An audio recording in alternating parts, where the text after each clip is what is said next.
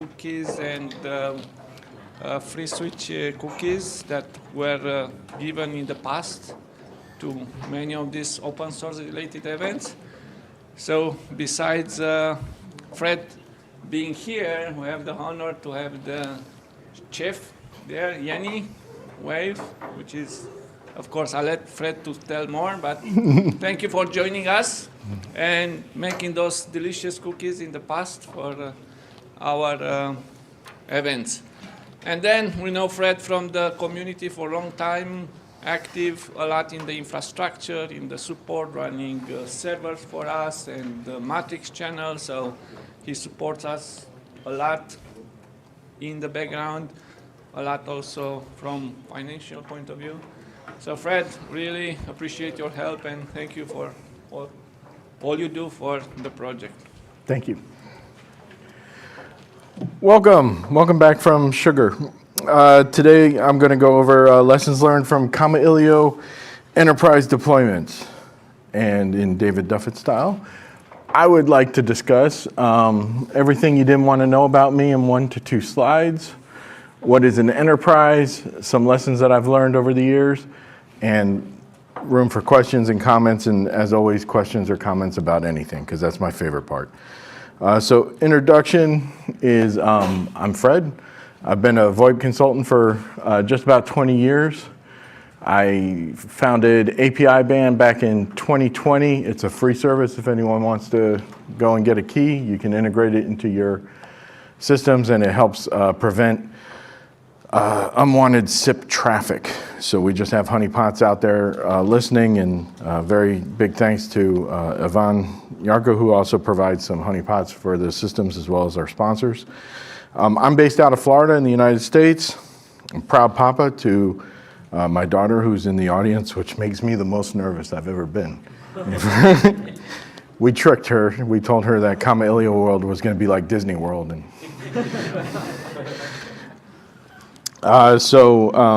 for about 10 years, I helped Jenny in the bakery, and that was a lot of fun. Thank you, COVID, for ending that. And then, I just absolutely love Kamailio. It's everything I live for, except for a good new backpack now and then. So my introduction to enterprise is: a camel is a horse designed by committee.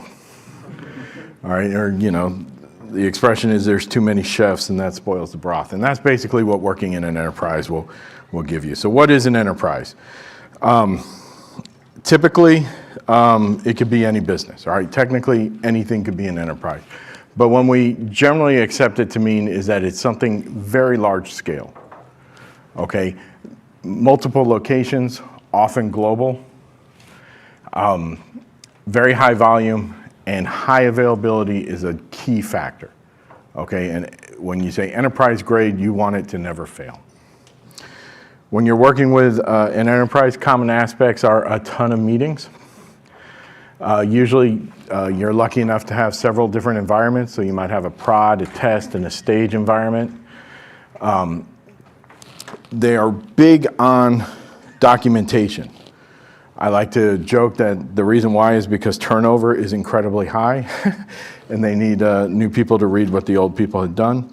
But it's meetings all the time, generally detailed business requirements, which is great, so they spell out exactly what they want. And that ends up what you build for. And then you have to work with multiple teams, so you can't just, like what we do in a lot of our smaller business aspects is we get to just hack and grab a system. No, you need to grab a system engineer and allocate that from a network engineer, but not just a network engineer, maybe the IP allocation team, and then there's lots of different teams and more meetings. And they like to document everything in Jira, Agile, Scrum, whatever, Confluence, and spend a lot of time not doing that right. So some of the lessons I've learned. First, enterprise network engineers hate UDP. They absolutely hate UDP. They have no understanding of why anyone would like UDP, let alone love it, but they hate UDP. Oftentimes they fight you on even suggesting the use of UDP by saying that they're requiring that all traffic be encrypted. I like to offer IPsec tunnels, and that just kind of shuts them down for a little bit until they can figure out what I mean. But if you need encrypted traffic, nothing says that I can't send it over an IPsec tunnel. In fact, some carriers that we all work with on carrier grade prefer that. So Verizon was one of the ones that were big on that. If I'm going to send a lot of traffic to a high volume carrier, they also want it encrypted, but they know the benefits of not doing TLS connections for each one, so you send it over an IPsec tunnel. And still have encrypted traffic, and it's still UDP. So if TLS is needed, though, there is a huge dramatic impact in your ability to process the amount of traffic that you can with UDP. I'll go over it in another slide, but it's a factor of 17 was the last study, and that was, from everything I can find, the last study was in 2010, but technology really hasn't changed in the last 50 years on that one. And then they'll even suggest that you should do RTP over TLS. I like to just refer them to the RFC and tell them if they can allow it there, then so be it. But that's actual normal comments. Well, why can't you do RTP over TLS? And I just say, I don't know. I'm not the author of the RFC. So 94% is basically what the reduction is. With the handshake and the encryption, TLS can reduce your performance of a SIP server by a factor of 17, which it makes it basically 94% less efficient. That's why you like SIP over UDP. So the next lesson, besides people not liking UDP and you having to fight and discuss otherwise, and again, the lesson from that one is if they push back on UDP, fine. We need 20 more servers than aspected. So you just have to account for whatever the committee that's making this camel decides. If they decide that no, you don't get to have UDP, no problem. We now need to have the amount of servers necessary to do that business requirement. So documentation is required. Hopefully some people know who this is.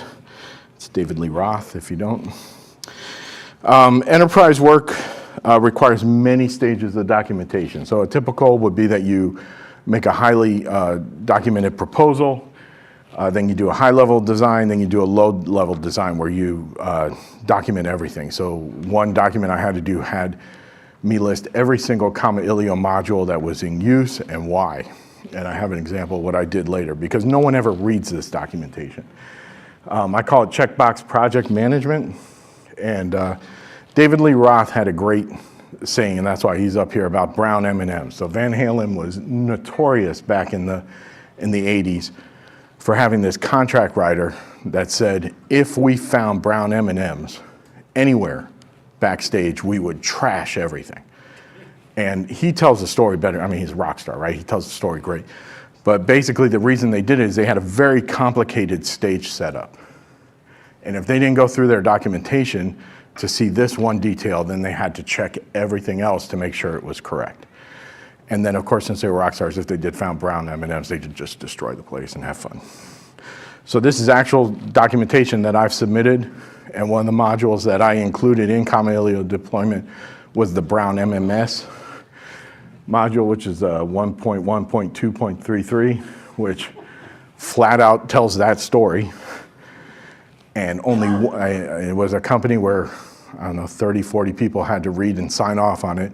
And one person who didn't said, that brown M&M, that was funny.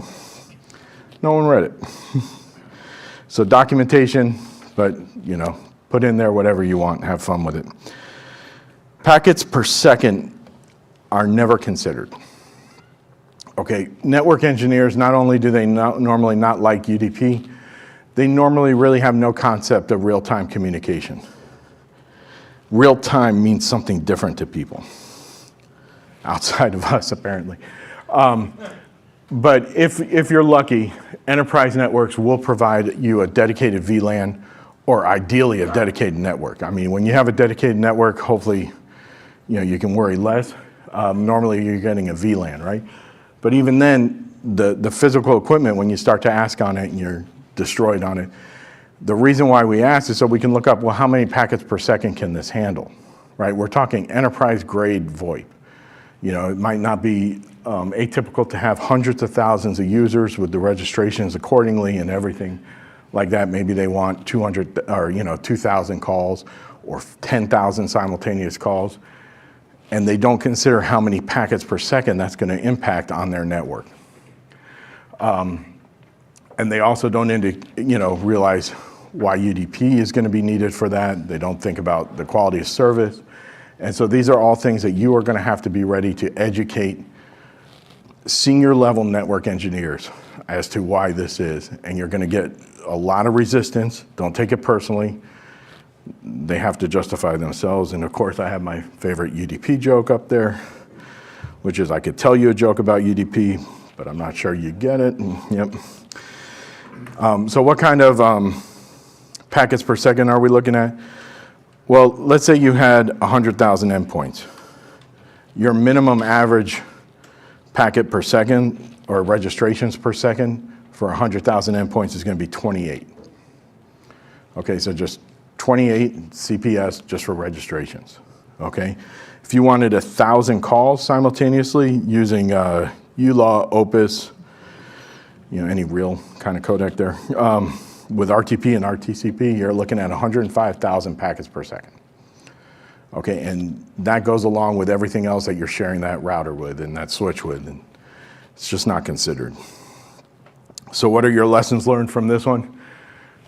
You can't plan for your volume today. You have to look at your volume in 5 years. An example might be looking at what their last 5 years were. We had a good enterprise client where they were very, very successful. It's a fantastic company with incredible growth. Each year was about 111% increase.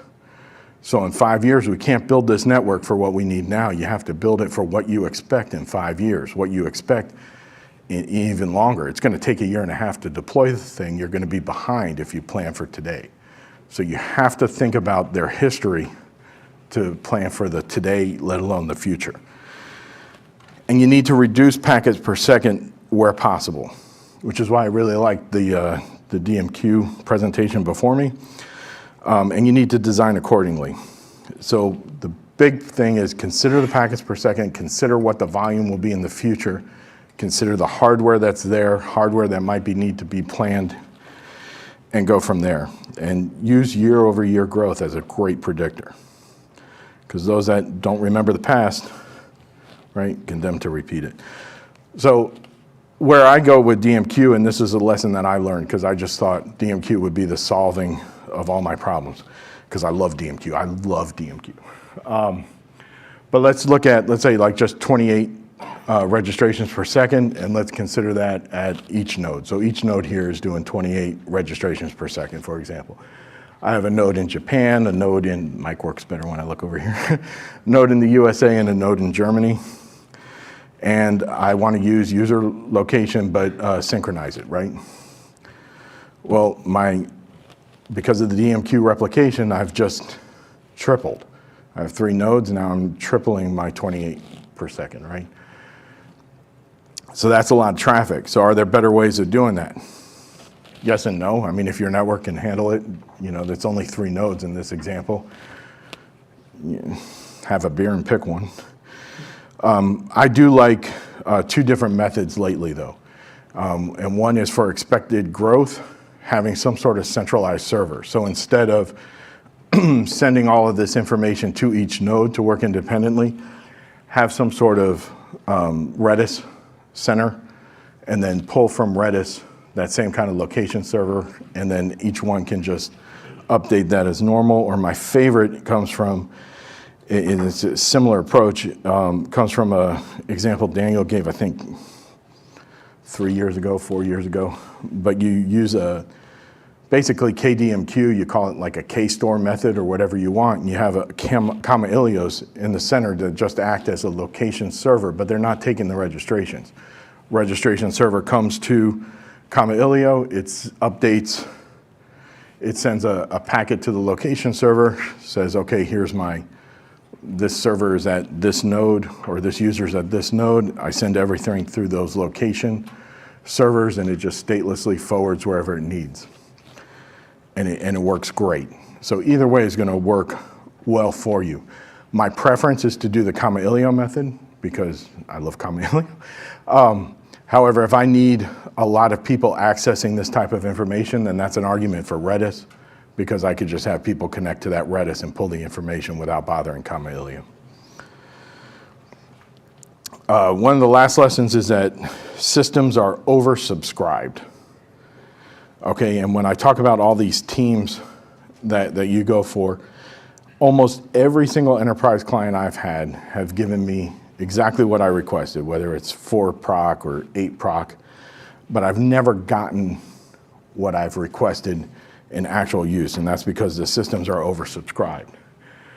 So the benefits of all these virtualized systems end when you don't get what you need. So they assign me 4 procs, but because that host was so oversubscribed, or however you want to call it, overutilized, whatever, the system did not perform anywhere near where it should have. And so everyone, of course, is blaming the open source product because we're not Cisco and all the FUD that's out there. But you're not getting what you're receiving, and you have to just stand your ground, methodically show that the system is not performing the way it needs to. Hold them to the fire, because I've never had a systems team admit to me that that system was oversubscribed. They always say, you have exactly what you need, the host is fine. The host is fine is like written on a t-shirt, tattooed on their arm. Everything is, it's never changed that answer. But you have to be willing to document and show. One of my favorite ways to document is to throw that same traffic at a Raspberry Pi. And when that does better than this, VM system that I have there, then there's something wrong.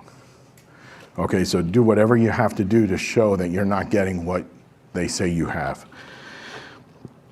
Everything's fine with the host, but remember, Kamailio is layer 7. Okay, and that's one of the biggest things that you have to work with when you're going to an enterprise. If Kamailio doesn't see the traffic, it can't help the traffic. If Kamailio doesn't have the threads it needs, it can't serve the traffic.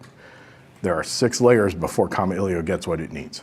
And so you have to be able to get what you've been promised, and the network has to be able to deliver at the rate that Kamailio will throw and read. If you can't explain any of the delays, though, try it on another platform. I mean, Raspberry Pi is great, or ask for a dev environment. And if you can do it better in their dev environment, that even shows them there's something wrong. SIP-P is great for volume testing, things like that. SIP-Xer is one of my favorite tools lately, though. Final lesson, security. I'll quickly go through that one. ALG is not for me, and I'll defer most security, of course, to Sandro. But use the other layers that are available for you. Lock down that system. A network is going to, an enterprise network is going to constantly attack within to run their security tests. So use IP tables, NF tables, whatever you need to protect your system from unwanted access in a lower layer than layer 7. So you don't need to have IP auth only in Kamailio. You can also block it in IP tables so that you're not getting anything you don't need. ALGs slow down real-time communication. And so a lot of times we get into where enterprise level networks want to do packet inspection on RTP and identify RTP. We know what we're dealing with, okay? We know what hosts should be sending RTP. If it's from an allowed host to an allowed host, just let it go on the port, is my feeling. Someone that's more versed with RTP bleed might have some other recommendations in there as to what to run, but if you're doing packet inspection on the firewall, those delays will cause more problems than it will solve. You can use the benefits of SRTP if you are doing TLS, but even that can be susceptible to some things. So, block hosts that shouldn't have media from even touching your media servers, and go from there. You do that in level 3 or layer 3. And again, the teams that you're dealing with, whether it's the systems team or the network team, they simply do not understand what even millisecond delays can do for RTP, or real-time communication at all. And with that, I'm keeping time. I'm available for any questions or comments. I'm so grateful to be here and to have my family here. If you don't have API ban yet, it's free. We'll even throw in a Kamailio license with every API ban key. You can reach me through LOD.com, and I have the slides for this presentation up on that link there. So thank you so much. Thank you, Frank. Okay, so questions. I have time for some questions. Giacomo? Oh. No, he was just scratching. From your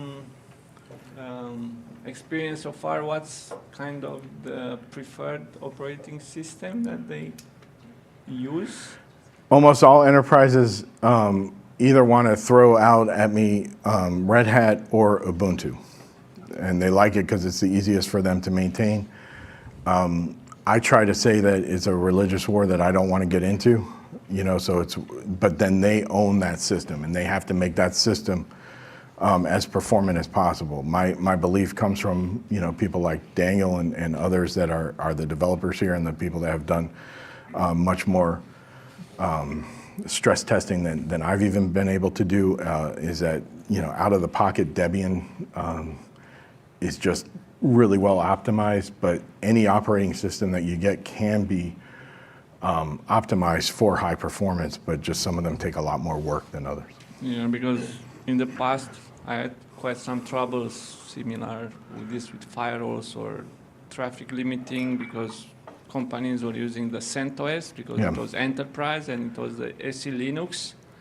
And then also troubles could come from this kernel contract sometimes that it's limiting, and the bad part is that they see the traffic coming in, but they, as Fred said, they don't think that it's not getting to layer 7, because they say, look, it's in the pickup, but then it doesn't get to the application because those filters or SE Linux limiting was blocking. And not only the traffic, one of the issues we had maybe before pandemic, it was even like creating new connection to connect to the database. So if you have a Kamailio listening in many sockets, plus we know this number of processes per socket, and you start it and it's creating like, let's say, 50 TCP connection to MySQL, but at a very big rate, Kamailio got killed.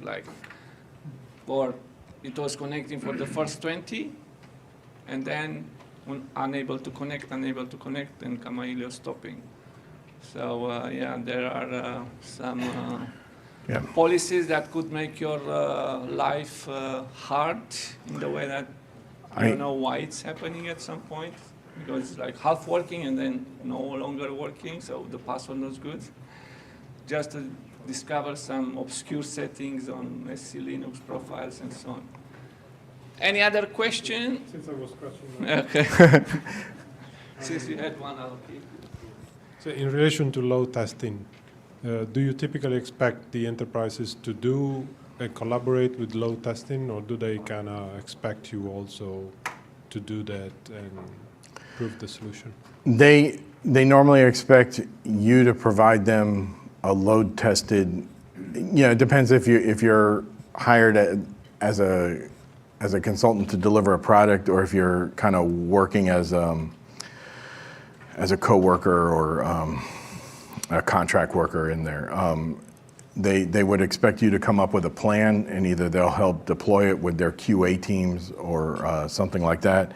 But a lot of times they'll expect you to provide them the tools to generate the traffic. There are very few outside companies that will do it. And the ones that do have an incredible cost, incredible cost. And so normally my recommendation to the client or to the enterprise is that you pre-test before that comes there.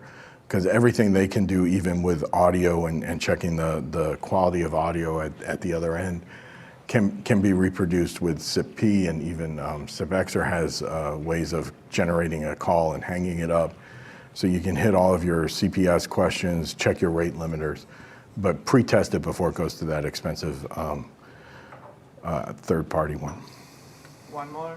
Okay, yeah, just one fast. You mentioned that you need to hold your ground. The best way about that is maybe using some tracing tool. So do you recommend some tracing tool in order to point to this system or stack problems?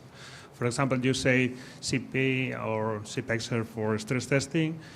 And do you have in mind any kind of tools to analyze what's happening into the stack in order to lose that packets or to trace that systems, or is out of our scope?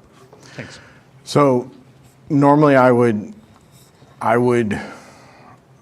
generally expect myself to have to help or be responsible for the SIP-P results, especially since so few people can understand what XML is unless they're free switch people, but then they're on your side anyway.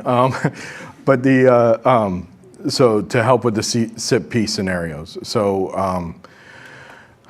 on the analysis, I would expect there to be a team result, because you're not going to get access to how the system was doing. You're not going to get access to the IOs. You're only going to see, very basic, did the call work or fail? You should be able to analyze from having access to Kamailio whether or not you're seeing a delay. The things I like to look for are retransmissions. Are they starting to get higher? If I need to move away from something like, we've had to change the design. So for example, on one build, the database, we had it where we were going to go do some database work here and there, could not keep a connection. It ended up that the systems were bad, but we had to design around this and move where we were going. Sometimes latency was inconsistent on the network, and that caused huge delays at volume. So some things you just have to be able to use your normal SIP troubleshooting to find out where it went wrong. Okay, thank you. Thank you so much, Fred, Thank for you. all the support and also taking the time for